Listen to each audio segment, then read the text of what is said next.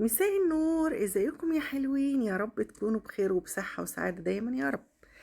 آم مش عارفة يعني ابتدي منين. يعني شفت فيديو لمدام هناء، فيديوهات لمدام هناء على الفيسبوك. الاشتوك دي اللي محدش يشوفها. المهم، لقيت فيديوهات مرة تقول أنا بدعي على الأعداء وبدعي لمتابعيني الحلوين. يعني المهم، عمالة ايه تهدد. أنا هتكلم بصراحة يعني بدعاها تقولي الشيخة. المهم، كل واحد بقى في جواه هو حاسس نفسه أحسن الناس يعني. تاني فيديو شفتها عمالة بقى تشتم والخنزير والخنزيرة وألفاظ ايه لا طليق يعني، ولا بسنها ولا بوضعها. انتي لو انتي ناس بتقولي ان هما اقل منك، طب وعمالة تقول ايه؟ انا الملكة، انا الملكة النهاردة، وتقول انا الملكة وانتوا مين انتوا؟ وايه يا خنزيرة؟ ولا ده بقرة ايه؟ والفاظ يعني غريبة. يعني انا ملاحظة ان انتي نفسيتك تعبانة الصراحة. يعني انا بقول ان انتي تفصلي نفسك شوية عن اي حد بيشتمك او اي حد بيعمل عنك فيديوهات مش كويسة، عشان تفضلي ايه يعني بصورة كويسة.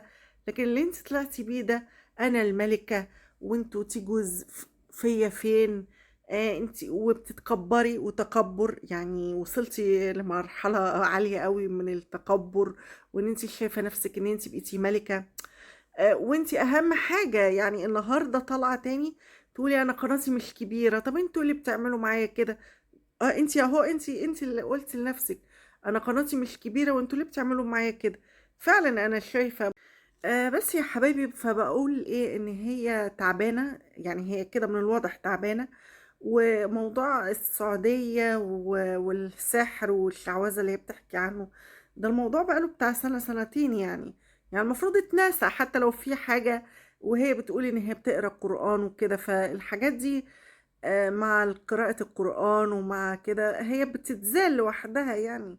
وإن لو اجتمع الإنس والجن على أن يضروك لن يضروك بشيء إلا إن كتبه الله عليك. يعني حتى لو انتي في ضرر فده من عند ربنا يعني.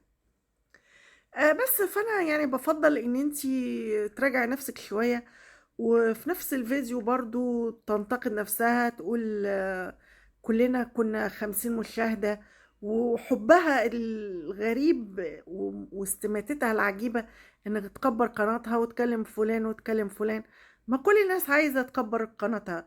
يعني بس يا ولاد، فبقول هي يعني كان عندها استماتة غريبة انها تكبر قناتها. وهو حقيقي يعني انا واحدة من الناس ما شفتهاش الا فعلا لما، يمكن هي كمان ناسية ان هي المرحومة اثار الله يرحمها يا رب ويغفر لها. عملت معاها تحدي، هي وزوجها، ودي وزوجها، وهناء دي وزوجها. يمكن انا شفتها كده، يمكن هي ناسية الحكاية دي وبتقول ان انا اتشهرت واتعرفت لما قرأت لها الفاتحة. لا، هي اتعرفت فعلا من قناة اثار الله يرحمها يا رب ويغفر لها. آه، من التحدي اللي هي كانت عاملاه معاها، والتعاون اللي هي كانت عاملة معاها، مش عشان هي قرت لها الفاتحة ولا حاجة. لا، كانت هم عاملين مع بعض التحدي، دي من مكانها ودي من مكانها، والفيديو اندمج. انا مش متذكرة لان الموضوع بقاله 3 4 سنين، يعني انا مش عبقرية يعني. بس فاكرة حاجة زي كده يعني. بس وكان كل اعتراضي على الاسلوب اللي هي طلعت بيه الفيديو بتاع اول امبارح ده. فيديو غريب عجيب، وعمالة تقول أنا الملكة، انتوا غيرانين مني ليه؟ وبتتكلم بأسلوب غريب، يعني أنا أول مرة أشوفها بتحكي كده. وكان قبله كمان عمالة تضحك وبتعمل زي دعوة للطلاق، ويقولوا لها انت خسيتي، تقول خسيت؟ كلكم اتطلقوا زيي وخسوا. تحسها انها بقت خلاص في حاجة. هو مش كل اللي بيتطلق بيحصل له كده يعني، عادي يعني. مش عارفة، هي زي ما يكون حصل لها شوك وصدمة من الطلاق، وعمالة تعيد في ذكرياتها وتعيد في حكاياتها، وان هي حياتها خربت بسبب الاعمال وبسبب الحسد. لا، طب ما انتي بصي، يمكن هو فعلا يعني مش عايزة اقول كلام يزعل حد، بس يمكن هو خد مصلحته. ليه لا؟ يعني انتي عملتي له ورق، ودي حاجة معروفة.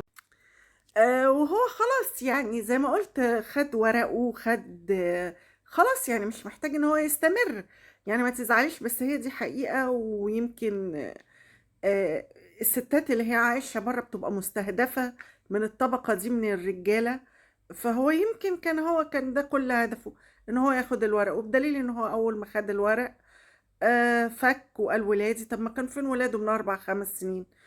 بس أنا آسفة يعني، بس هي دي اللي ظاهر وده الواقع يعني، ما تقوليش حسد وما تقوليش أعمال، لأ قولي مصالح، كانت في مصالح وتمِّت وخلصت.